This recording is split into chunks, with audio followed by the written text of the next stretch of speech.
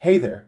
Have you ever been in a situation where you're trying to explain where something is or when something happened, and you're just stuck thinking, wait, do I say in, on, or at?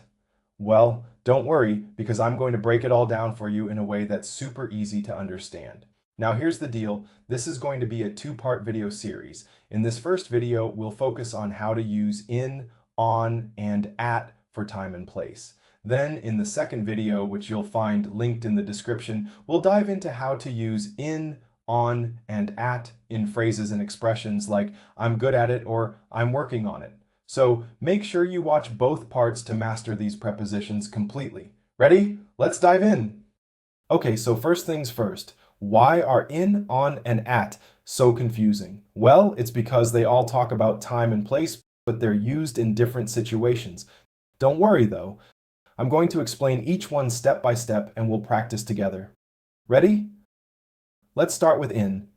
All right, so in is used for bigger, more general places or longer periods of time. Think of it like you're inside something, whether it's a place or a time frame.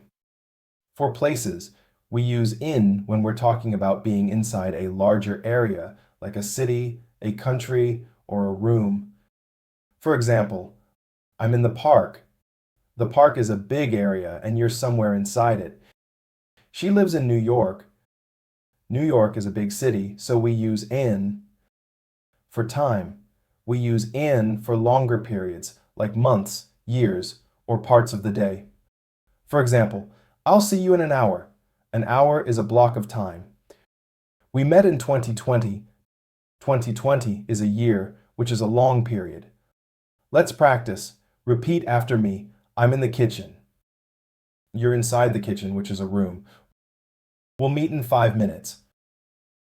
5 minutes is a block of time. Great job. Now let's move on to on. Okay, so on is a bit more specific than in. It's used for surfaces, days, or dates. Imagine something is on top of something else. For places, we use on when something is on a surface. For example, the book is on the table. The book is on top of the table, which is a surface. There's a picture on the wall. The picture is on the surface of the wall. For time, we use on for specific days or dates. For example, let's meet on Monday. Monday is a specific day. My birthday is on December 25th. December 25th is a specific date. Got it? Let's practice together. Repeat after me. The keys are on the counter. The keys are on the surface of the counter. We have a meeting on Friday. Friday is a specific day. Awesome. Now let's tackle the last one. At. All right, at is the most specific of the three. It's used for exact locations or very specific times. Think of it like a pin on a map, super precise. For places, we use at when we're talking about a specific point or location. For example, I'm at the door. The door is a specific point. She's waiting at the bus stop. The bus stop is a specific location. For time, we use at for exact times. For example, let's meet at 3 p.m. 3 p.m. is an exact time.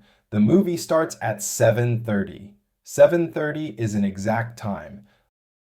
Let's practice. Repeat after me. I'll see you at the cafe. The cafe is a specific location. The class starts at 10 a.m. 10 a.m. is an exact time. Perfect. Now, let's put it all together. Now, to make this even clearer, let's take one example and see how it changes depending on whether we use in, on, or at. Ready? Let's use the sentence, I'll meet you at the park. If I say, I'll meet you in the park, it means we're meeting somewhere inside the park. It's a general area, and we're not being specific about the exact spot. If I say, I'll meet you on the park, it sounds a bit strange because on is usually for surfaces, but if I say, I'll meet you on the park bench, that makes sense because the bench is a surface. If I say, I'll meet you at the park, it means we're meeting at the specific location of the park, like at the entrance or a specific spot. See how the meaning changes slightly depending on the preposition? Let's try another example. The party is Friday. If I say the party is in Friday, that's incorrect because in is for longer periods like months or years. If I say the party is on Friday, that's correct because we're talking about a specific day. If I say the party is at Friday, that's incorrect because at is for specific times, like at 7 p.m. Got it? Let's do one more example together. She's the car. If I say she's in the car, it means she's inside the car. If I say she's on the car, it means she's literally on top of the car, like on the roof. If I say she's at the car, it means she's next to the car or near it, but not inside. Cool, right? Now you can see how these prepositions change the meaning of a sentence. Okay, now it's your turn to test yourself. I'm going to give you a few sentences and you decide if it's in, on, or at. Pause the video if you need more time and I'll give you the answers in a few seconds. Ready?